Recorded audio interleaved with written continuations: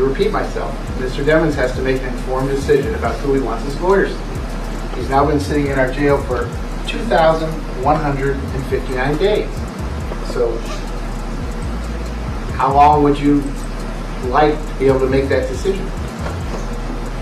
I can't determine when the investigation will be over. That's up to the Broward Sheriff's Office, but I can, as I said, I'm just asking for a week. And then I'm asking for at least a day or two. At minimum. Decide by tomorrow.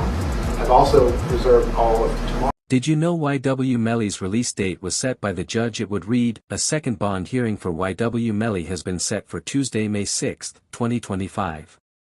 According to the Broward County Clerk, Melly's attorney Raven Liberty will be presenting the argument for the rap star's bond as a lawyer that was sitting inside of the courtroom during that announcement would write. Judge Fiend in the Melly case looks to be seriously contemplating a dismissal. He looks pissed and the state continues to act like a penalty case is a petty annoyance, not observing any orders and not preparing for any hearings, which has been an ongoing issue for YNW Melly's hearings and trials for as long as I can remember, but this resulted in Melly's lawyers giving reasons as to why he should be released, and they kept it very simple, telling the newly added Judge Fiend that during the original trial there was never even a firearm found, which would support Melly's theory of it happening as a drive-by. So the first thing is I didn't have a, so I can't know which I'm going to use in order to replicate any of my tests, so I can't make tests for this determination because I don't know what was used. Okay, while also sharing GPS evidence from when the crime was going down, where Melly's cell phone was sitting in his pocket, where GPS evidence shows Melly running down a street and hiding into a bush when the crime was going down. That would be the part where he's saying that someone just the car up and was trying to them. So I asked him if he was okay where he was, and he's like, there's a car coming behind him, like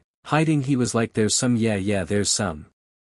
I think they're still out here or something. So I'm like, are you okay? He's like, I'm okay. I said, well, where are Zach and Yubi? And he said, I don't know if they're in the car. I think there is. Judge Fi has a track record for allowing people to have the chances of being released until trial begins, just like Melly's ex-girlfriend Mariah, who would be released from jail, where she would acknowledge her friends and family who supported her while being detained. In a Facebook post on Sunday, February 9th, the post reads, into my village, thank you to my village, I love you all so much, God's plan not mine.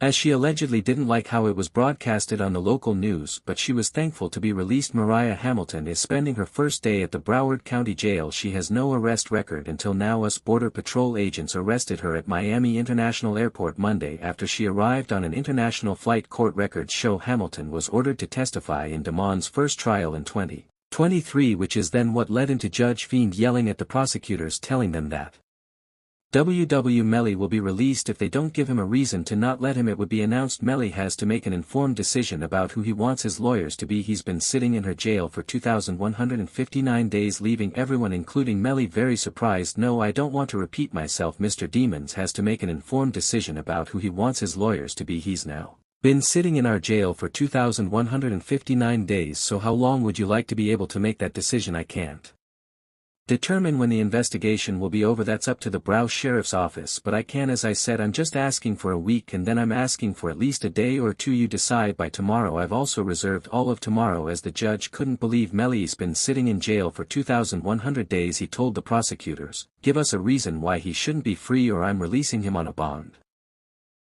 This then resulted in the prosecutors sharing a few reasons why Melly shouldn't be free. You tell me if he sounds guilty, they would reveal in court. A Rogue Block member snitched on YNW Melly, revealing his motive to commit the crime, as Melly wasn't wanting to share his finances with the other YNW members. Did Vaughn really tell you that Melly told him that he two friends he ain't come out and say like we got into a argument, and so you know if you know when people could say something without saying it, and so he told me like once I posted what I posted, Vaughn was mad at me. He broke why you put up there, bro. I'm like, you sitting up in here like, you know the love we got, you do this for us, but you going to trust that his two friends, and he said them, was trying to extort him. And so I'm like, if they was trying to extort him, then why are you still around them? This was supposed to be a secret that YNW Melly told King Vaughn many years ago. Sadly, Vaughn shared it with O Block members before passing away, as YW is a registered business LLC where YNW Melly and Bortland performed concerts, sold merch, did promotions, and all the money made would then be funneled into the YW LLC bank account. At first everything was split 4 ways between the 4 members, but as time went on, Melly realized Sackchaser and Juvie weren't doing any work, yet they were getting half of the split. So if you know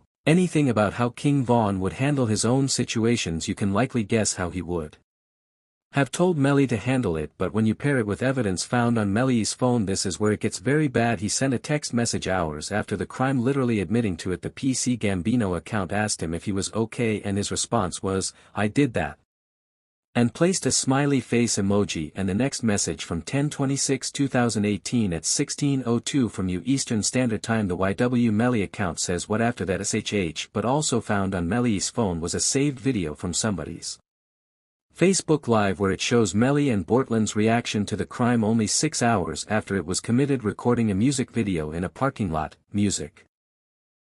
Melly still turned regardless of what happened this early morning. He's still our children, being very positive. Turn still, hey no, still turn regardless of what happened, you already know, showing not even an ounce of sadness for the passing of their two best friends. But this would then even lead into the lead prosecutor sharing the physical evidence of the crime, such as the Jeep they were driving in, where he would tell Judge Fiend there is no way this could have been a drive-by, sharing evidence from the original trial. How many rounds were inside of the car? 3 from the past. The driver's side back seat. As to Christopher Thomas, where did that come from? Driver's side back seat. Yeah, my determination was that this is not a drive-by, and it's based upon this picture here at a stationary position when all but one of these rounds are going in. The one round that has some movement in it, which is round a site L here, the actually moving in that, as with Williams, revealing the crime must have occurred inside of the vehicle. YW Juvi's mother even went to the stand to share who was sitting there in the back left seat.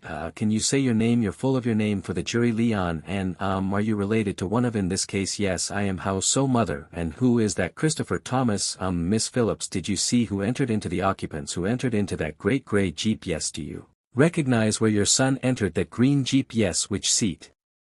If you can identify for the jury, he got in the back seat on the right-hand side. Did you recognize the individual that got into the back seat on the left side, the rear driver's side? Yes. And who was that individual? Jay. But sadly the prosecutors, they weren't done here. They would do the worst thing imaginable, and let me explain. They would end up creating a plan to make W.W. Bortland snitch against Y.W. Melly, as the prosecutors are now sending in paperwork to have Bortland and Melly tried together.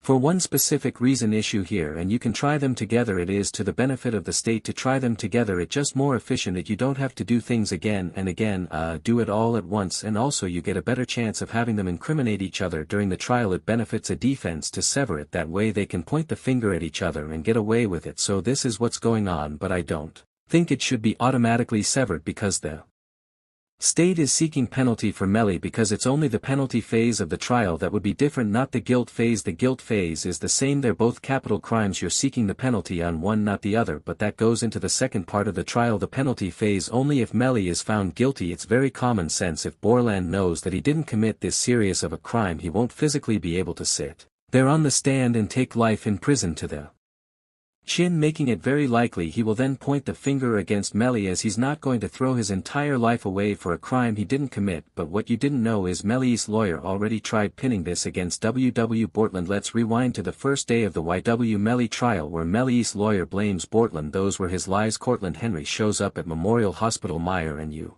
don't see him sitting there, but where you will see him sitting is in the driver's seat of a car with two bodies, car riddled with, and when he shows up with a change of clothing, change of shirt, powder residue on his hands, evidencing that he has discharged a firearm. And he lies about where the incident occurred, he lies about how it occurred, and he lies about not having a phone. I think it was Miss Bradley herself who said, everybody has a phone in his pocket, not Cornland Henry.